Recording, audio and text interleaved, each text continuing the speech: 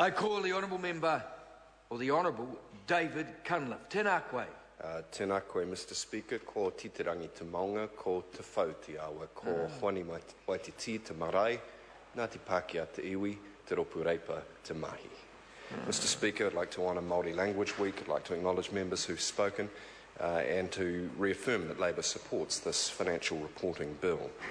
Mr Speaker, this bill has benefited from the work of the Commerce Select Committee, and I recognise the Chair and the members of the Select Committee who are here in the Chamber today. Mr Speaker, the bill seeks, as my colleague David Parker said earlier, to seek the right balance between the reduction of unnecessary compliance costs and the maintenance of proper standards of accountability and transparency to companies, to charitable organisations and to other forms of entities such as friendly societies. And the Select Committee and the Government have wrestled with where that boundary line should be. And in these brief remarks, I'd like to draw upon several of the boundary issues. But before I do that, let me say that Labour's support for this bill reflects our determination to reduce unnecessary compliance costs wherever available. Mr Speaker, compliance costs, red tape, is a bit like a hedge. You need regulation to maintain boundaries, but if you don't take the clippers to it occasionally, it tends to get a little overgrown. And as David Parker said earlier, this bill is a worthy, tidy-up bill. It's a bit of housekeeping, if you like. It's where Parliament gets the hedge clippers out and tidies up some of those boundary fences around our company law, and that is an appropriate thing. I would note, though, and if members will forgive me in a fairly technical bill, a slightly political comment. You know, there is a bit of spin from the other side sometimes that Labour somehow likes compliance costs, and I think our support for this bill really puts that ghost to rest.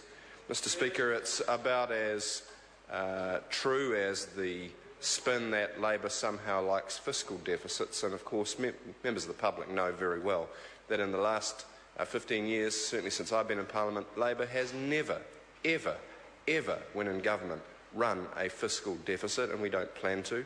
And National, since I've been in Parliament, has never, ever run a fiscal surplus. They do plan to, but as we've said in earlier debates, there's so much smoke and mirrors in Budget 2013 that it's very difficult to discern whether that will actually occur. Mr Speaker, the third piece of spin that I would just draw attention to on the way through is that somehow Labour is anti-growth. And as I've said before in this House, if one examines a 30-year history of economic growth data and matches it against the periods when Labour and National have led the government, the conclusion is irrefutable, that growth rates on average in a 30-year cycle have been higher when Labour has been in government, because we have taken the concept of growth strategy very, very seriously, been prepared to get the efforts of the state squarely in behind that. Now, it doesn't always follow, sir, to be fair, that business confidence reflects higher economic growth under Labour, but nonetheless, I make the point. Mr Speaker, may I just quickly pick up the point that several previous speakers have been making about small and medium enterprises, and to endorse what members opposite have said. Small and medium enterprises are absolutely crucial to New Zealand. They are about 80% by number of our businesses, and they employ about half of the total employed workforce. But as David Clark said earlier, there are currently 2,500 fewer new businesses being created per annum, and that's something I think both sides of the House would wish to see turned around. And our business failure rate is that 4 out of 5 new businesses go belly up in the first 2 years. And that is a matter that's not new. It's been across different governments, but it stands in huge contrast to some of the rapidly developing countries of Southeast Asia, where the small business survival rate's the other way around. It's an 80% survival rate. And I think the House and the government need to think carefully about how we can reverse that trend. Now, let me go to the key issue here, which is the boundary between transparency and reduction of unnecessary compliance. Mr Speaker, the requirement to prepare general purpose financial statements under the bill will apply to large companies and large overseas companies that carry on business here, defined as assets including 60 million turnover exceeding 30. Companies with more than 10 shareholders, through a 95% vote, they can opt out. And companies with fewer than 10 shareholders, if shareholders who hold at least 5% of the voting shares require the company to comply.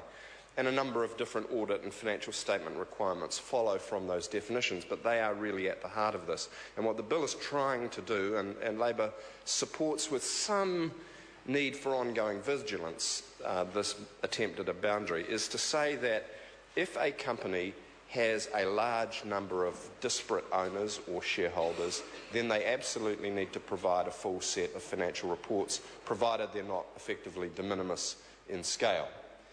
If they are either very small or if they are very closely held, then it may not be necessary to provide the full set of audited financial accounts. That's the core principle in the bill. That's a principle we agree with. But let me just lay down a slight caution that if it were to transpire that the new flexibility was abused because, for example, companies which were effectively large and relatively widely held found a backdoor way of redefining themselves as being narrowly held for the purposes of avoiding legitimate accountability, that is something that I think a future Labor government should and would want to take seriously and could cause re-amendment of the law in this area. Mr. Speaker, I'd like to compliment the Select Committee very briefly on two amendments which it made. The first was to increase the threshold for registered charities to not have to prepare full financial statements. That threshold's been increased appropriately on the basis of latent CPI movement from $40,000 to $125,000 per annum turnover, and also to look at the provisions of the Financial Reporting Act 1993 that restores an exemption that was omitted that would exempt inactive companies from the requirement to prepare financial statements. That's good common sense stuff. The Select Committee's also, I think Carol Beaumont would particularly agree with this given her work in the area, assisted friendly societies to take a common sense approach to their financial reporting obligations where they are small or where they are closely held. Mr. Speaker, with those remarks, may I compliment the Select Committee. I think for the public looking in, often we have pretty vigorous debates in this House, and the public doesn't always see Parliament working harmoniously in a bipartisan fashion on the sort of nuts and bolts legislation that affect us all. And I think the public in New Zealand would be pleased to see Parliament working consensually on matters of detail of this kind. I think it does, as other speakers have said, reflect well on our parliamentary system. Thank you, Mr. Speaker. Mr. Speaker. I call the honourable member